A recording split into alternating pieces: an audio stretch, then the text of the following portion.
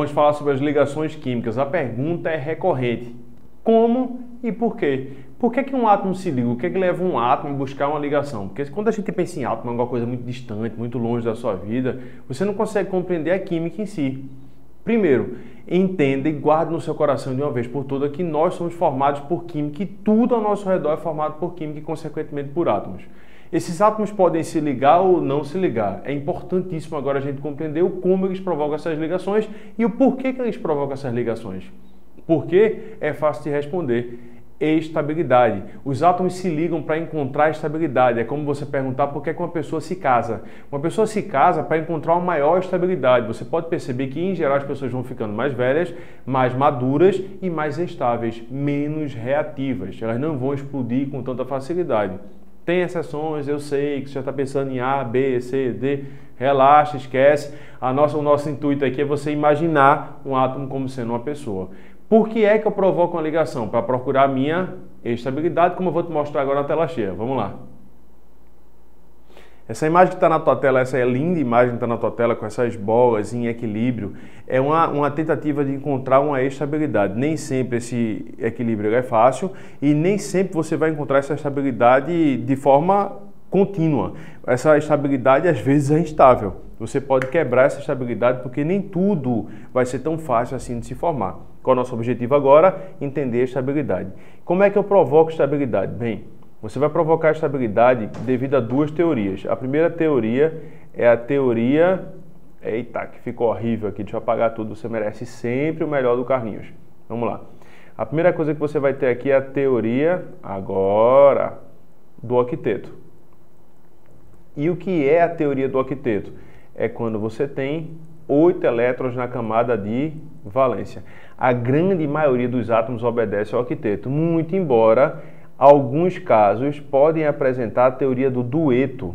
E o que seria a teoria do dueto? A teoria do dueto é que quando você tem apenas um nível de energia, você só tem o primeiro nível de energia, ou seja, a camada K, você vai se estabilizar com 2 elétrons, porque na camada K só cabem 2 elétrons. Quem são esses átomos? A referência deles é o hélio. Qualquer átomo que consiga ficar igual ao hélio, com distribuição eletrônica 1s2, vai encontrar a sua estabilidade. O hélio é um dos exemplos dos elementos que encontram um dueto. Um outro bom exemplo para você é o hidrogênio. O hidrogênio, se ganhar um elétron ficando negativo, também obedece ao dueto.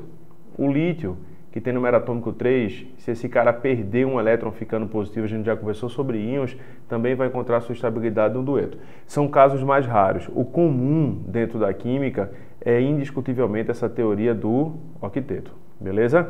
Então a estabilidade em geral é o octeto. E esse octeto é baseado nos elementos da coluna 18, que são os gases nobres, antigamente chamados de família 8A ou 0, tranquilo? Vamos lá, seguir nossa vida. Vou botar aqui, vamos nessa. Aí surgem os tipos, porque na realidade você está vendo na sua tela as ligações iônicas. Eu estou puxando a tela para você olhar para mim, porque é a segunda pergunta que a gente tem que responder. A primeira pergunta foi o porquê. E a resposta do porquê que os átomos se ligam era para procurar estabilidade. Agora a segunda pergunta é como? Só existem 3 formas de ligações. A tua ligação pode ser iônica, a tua ligação pode ser metálica e a tua ligação pode ser covalente. Ah, Carlos, e as ligações de hidrogênio? Ligações de hidrogênio não são ligações. As ligações de hidrogênio são forças intermoleculares que atuam nos átomos. Quando a gente fala em ligações químicas, ou a ligação é iônica, ou a ligação é covalente, ou a ligação é metálica.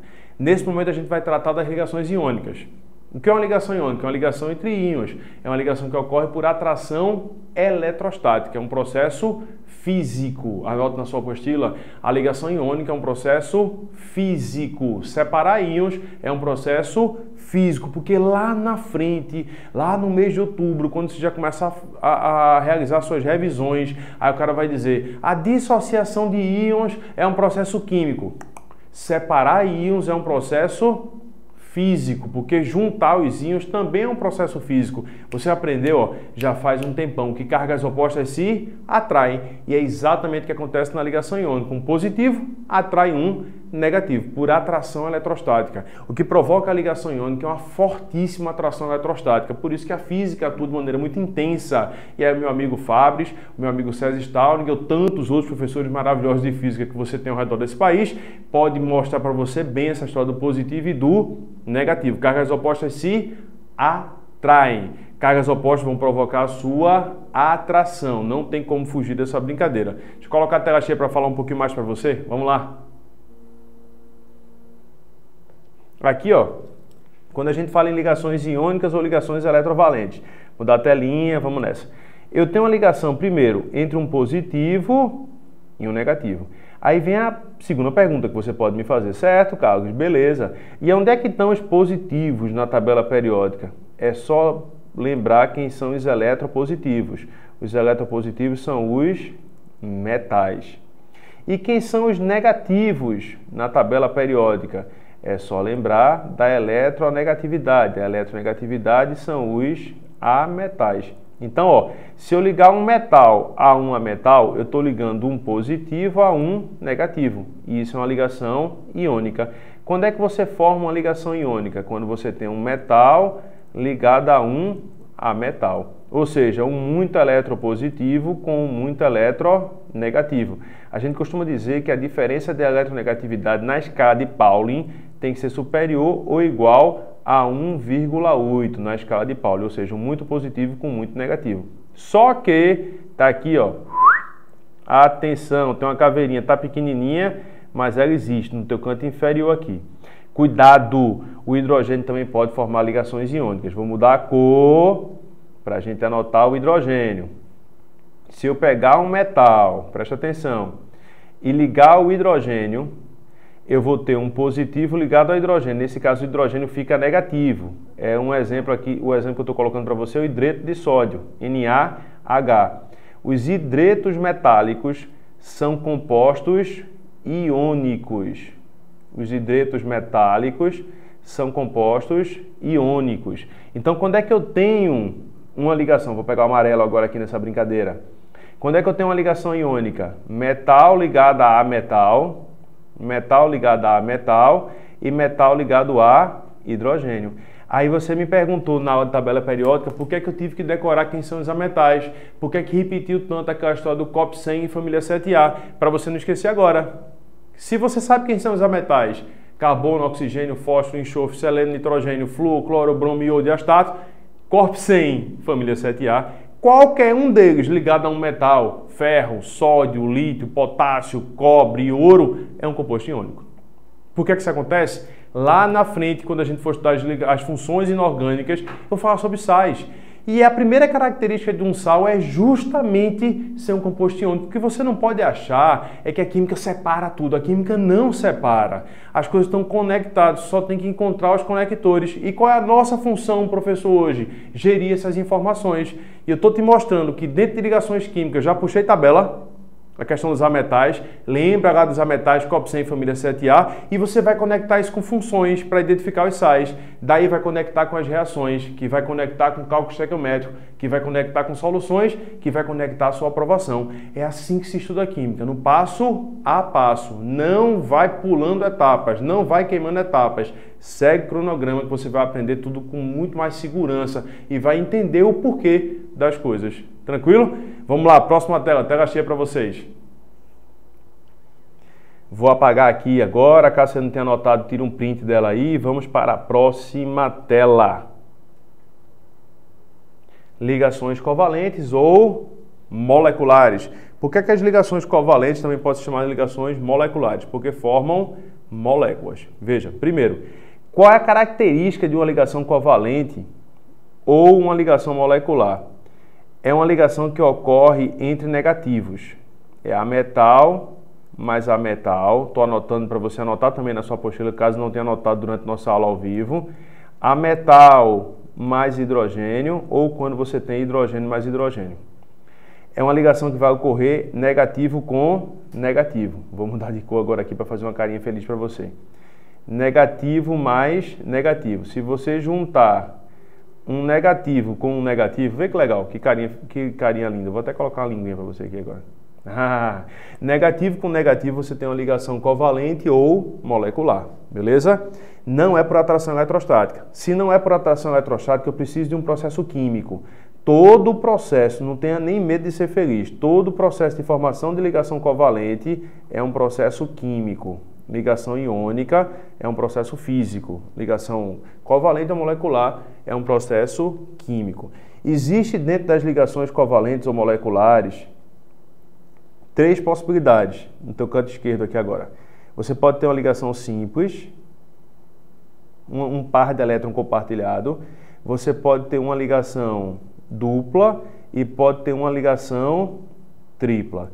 Para a gente não perder tempo, toda ligação simples é formada por uma ligação sigma. Daqui a pouquinho eu vou mostrar o que é essa ligação sigma.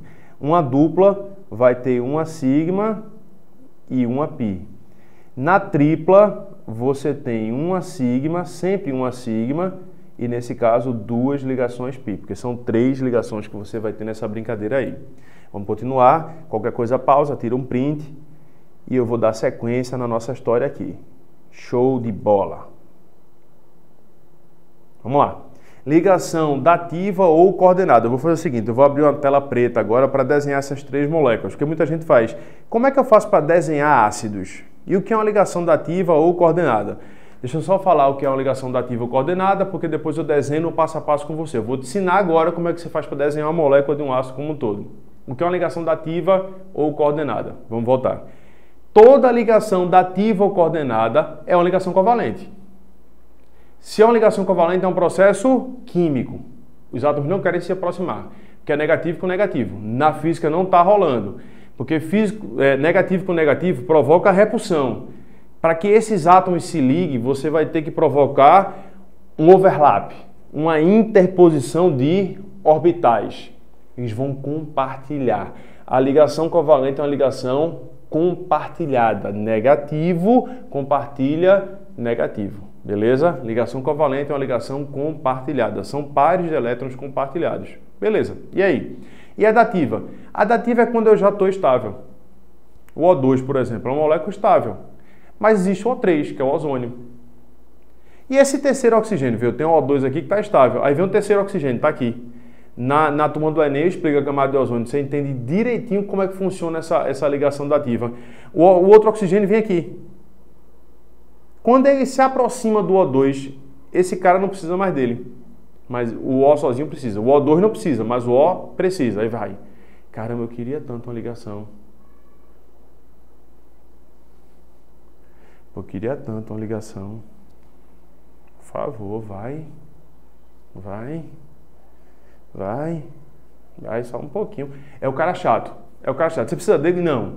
Aquele seu colega de turma fica pedindo livro emprestado, caderno emprestado, seus resumos, suas questões, sua revisão, não devolve nada, nunca lhe dá um feedback positivo, nunca é recíproco, nunca te ajuda em nada. É me dá, me dá, me dá. Isso é uma ligação dativa. Você não precisa dele, mas ele precisa de você. Se fosse em biologia, eu acho que é comensalismo. Se não me falha a memória aqui, se eu não estiver errando, se eu estiver de general, pode me corrigir. Quando eu me aproximo aqui, eu não preciso dele, mas ele precisa de mim. Aí eu formo uma ligação dativa ou coordenada. Eu vou desenhar agora o ácido nítrico, o ácido sulfúrico e o ácido fosfórico. Vou desenhar 3 moléculas numa tela preta. Vai ficar parecendo uma Khan Academy da vida agora, mas é só nesse instante. Por favor, entenda que a gente vai fazer tudo muito bem feito, muito organizadinho para você, mas é para que você faça comigo. Como é que a gente desenha essas moléculas? Vamos lá? Tela cheia de novo. Sua tela vai ficar toda preta aí, mas não quer dizer que você perdeu tudo não, tá? Essa tela preta está aí formada só para que você possa desenhar comigo nesse momento aqui 3 ácidos. Eu vou desenhar, deixa eu apagar logo aqui porque ficou muito ruim. Pronto. Você vai desenhar comigo. Opa, agora. Você vai desenhar comigo agora aqui o HNO3. Vai desenhar o H2SO4 e vai desenhar o H3PO4. Como é que eu desenho um oxiácido? Em funções inorgânicas você vai ser obrigado a fazer isso. Pega o elemento central, nesse caso é o nitrogênio. O elemento central, enxofre. Elemento central, fósforo. Cerque esse elemento por oxigênios. Eu vou cercar esse elemento por oxigênios. Quantos oxigênios tem na tua molécula aqui? Não são 3? Você coloca 3, de maneira mais simétrica possível. 1, 2, 3. Quantos oxigênios eu tenho aqui? 4. 1, 2, 3, 4. Quantos oxigênios você tem no H3PO4? 4 também. 1, 2, 3, 4. E aí vem os hidrogênios. Quando a gente coloca agora os hidrogênios na jogada, vai entrar o hidrogênio. Quantos hidrogênios eu tenho no HNO3, que é o ácido nítrico? Um só. Então coloca ele aqui, 1. No H2 é só 4, 2. Coloca um de um lado, um do outro, buscando o máximo de simetria possível. No H3PO4 tem 3. 1, 2, 3. Ei, não vai ser simétrico? Vai não. Mas vai estar aí. Colocar agora aqui em rosa. Você já montou a estrutura, viu? A estrutura está montada. E agora, Carlos? Agora você coloca os elétrons. Vê. O nitrogênio ele faz parte da família 5A. Então ele tem 5 elétrons na camada de valência. 2, 3, 4, 5. O enxofre tem 6. 1, 2, 3, 4, 5, 6. Como é que eu sei disso? Olhando na tabela periódica. O fósforo tem 5 porque é da família 5A. Do nitrogênio, a coluna 15. 5. Beleza? O oxigênio tem 6. Se ele tem 6, ele precisa formar 2 ligações para completar o octeto. 1, 2. Oxigênio com hidrogênio. 1, 2. 1, 2. 1, 2. 1, 2. 1, 2. Todos os oxigênios e hidrogênios estão ligados na tua molécula. Só que tem que olhar o elemento central. O nitrogênio, por exemplo, na nossa primeira molécula aqui, ele tem 5 elétrons. Quando ele compartilha 1, ficou com 6, não estabilizou. Aí eu venho aqui e formo uma dupla. 1, 2. Agora eu fiquei com 8. O cara que tem 5 compartilhando 3, ficou com 8, estabilizou. E esse par eletrônico aqui, o que é que eu faço com ele? Você vai emprestar temporariamente para esse oxigênio. É o que a gente chama de ligação dativa. Esse enxofre ó, tem 6. Quando ele compartilha 2, ficou com 8. Eu não preciso mais de nada, então eu vou emprestar para esse oxigênio um par e vou emprestar esse oxigênio para outro par, ou esse par de elétrons para outro oxigênio. O fósforo tem 5. Esse par de elétrons que sobrou aqui, ó, vou emprestar para o oxigênio. Quando eu vou desenhar essa molécula, ela fica assim. Deixa eu desenhar aqui em laranja agora. Nitrogênio, simples oxigênio, simples hidrogênio. Dupla, que é uma sigma e uma pi, dativa. Essa setinha é sempre apontando para quem está recebendo o empréstimo.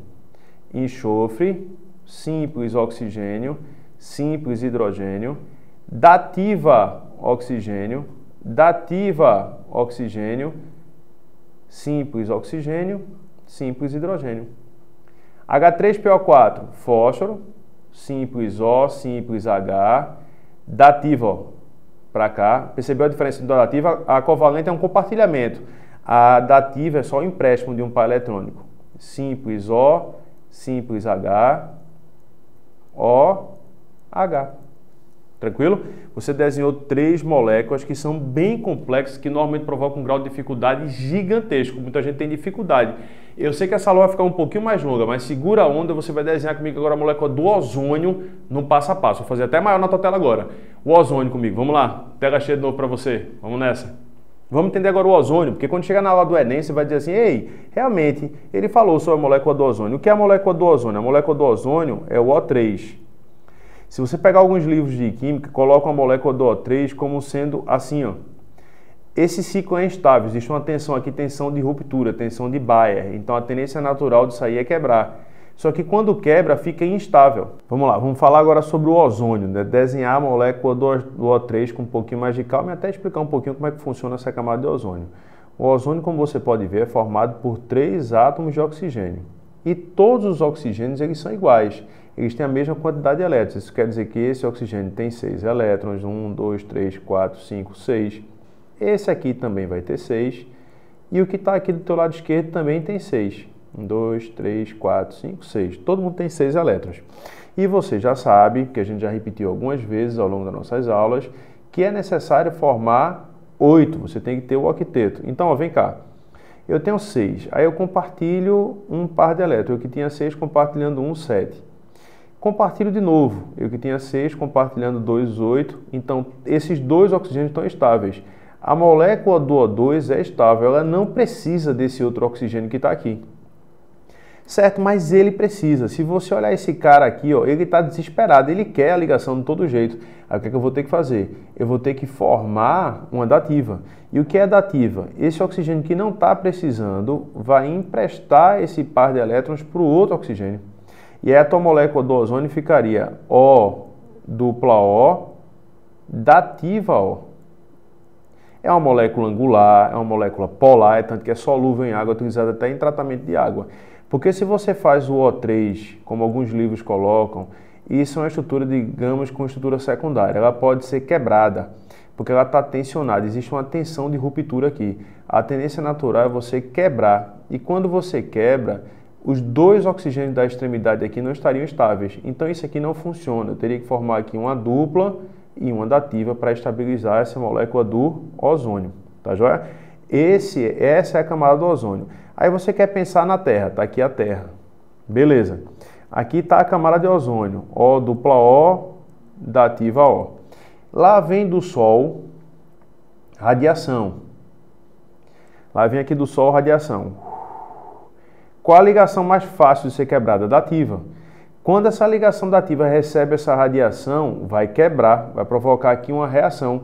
Nessa quebra, provocando essa reação, o que era O dupla O dativa O passa a ser O dupla O mais oxigênio. E esse oxigênio é chamado de oxigênio nascente, que é extremamente reativo. Por ser tão reativo, há uma tendência natural dele de se ligar novamente. Ele vai querer se ligar. Vai se ligar formando a dativa. Aí então reage e forma-se novamente o O3. Vai formar aqui o O dupla O dativa O. Na aula do Enem eu explico até um pouquinho mais essa questão da radiação, porque chega a radiação ultravioleta do Sol, mas quando é liberada aqui, não é liberada a radiação mais ultravioleta, vai ser liberada aqui o infravermelho, muda a frequência. A camada de ozônio te protege, você pode ficar aqui brincando na praia, jogando frescobol com seus amigos, tal, jogando vôlei, seja lá o que for, simplesmente caminhando no parque com seu cachorrinho, com seu au-au, porque essa camada de ozônio está nos protegendo. Esse é o ciclo do ozônio, que é engraçado.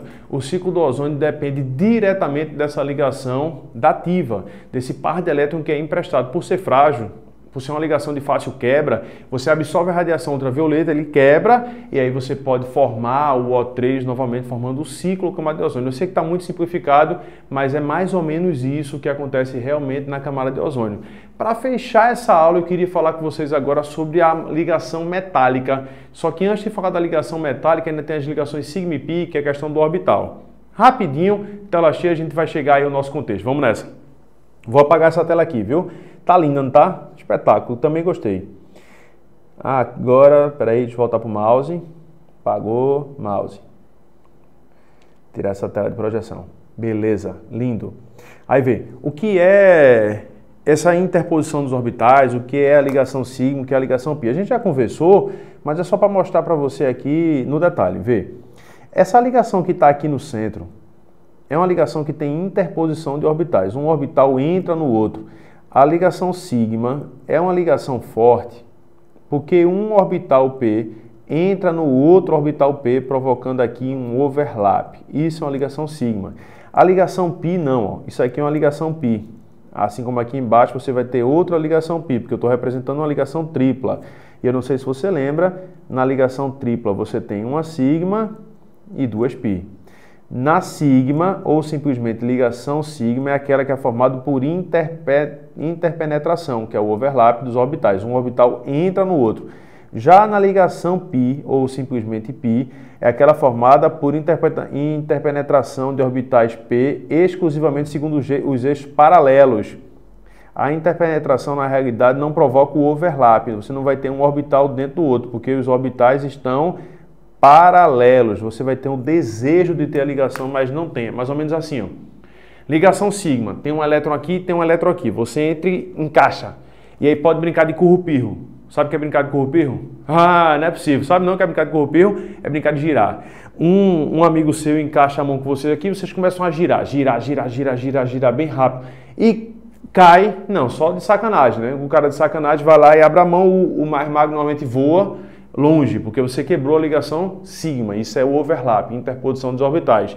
Já a ligação pi é uma ligação mais distante. Eu costumo comparar a ligação pi com o namoro à distância. Você está aqui no Rio de Janeiro e o teu namorado está em Barcelona. Caramba, isso é uma ligação pi. É uma ligação? É, existe um relacionamento? Existe. Mas é mais fácil de ser quebrada do que aquela que tem um overlap. Brincadeira, você tem namoro à distância, relaxa, vai dar tudo certo. Mas um sopro pode quebrar essa ligação pi. Carlos, a ligação pi é mais forte do que a dativa? Sim, é.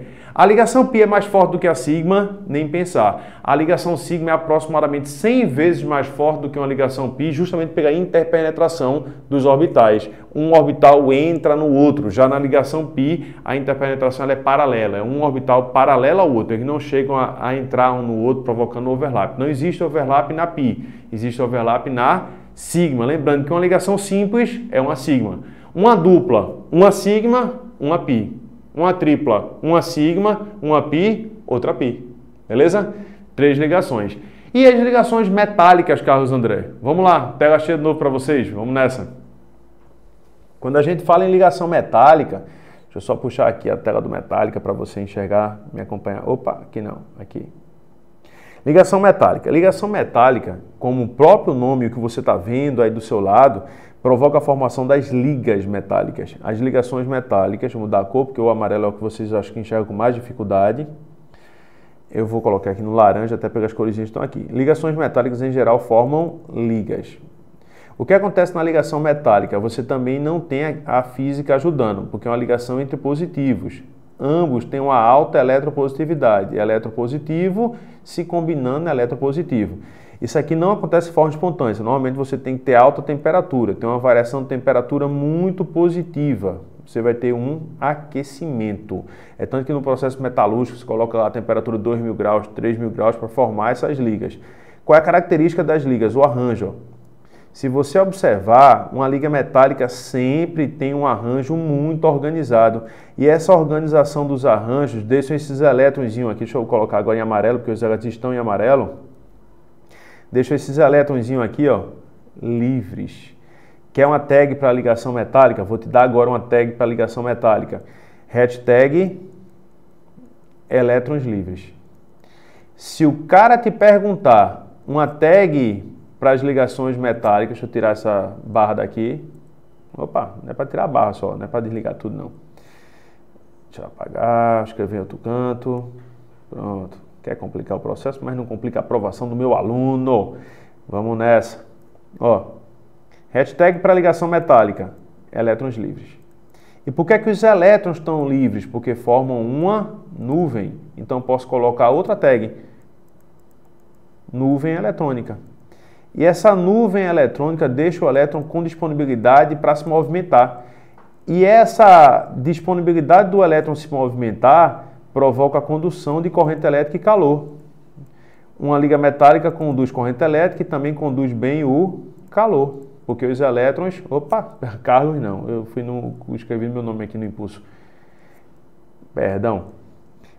Conduz bem corrente elétrica e conduz bem o calor. Toda a liga metálica conduz bem corrente elétrica e calor. Mas na frente um pouquinho eu vou te dar um exemplo, ou alguns exemplos na aula de revisão para o Enem, dessas ligas, como é que se forma, principalmente, aí você vai anotar. Vou fazer Enem, que eu acho que a maioria faz Enem. Ferro, cobre e alumínio. Ferro, cobre e alumínio são metais que você tem que entender tudo sobre eles.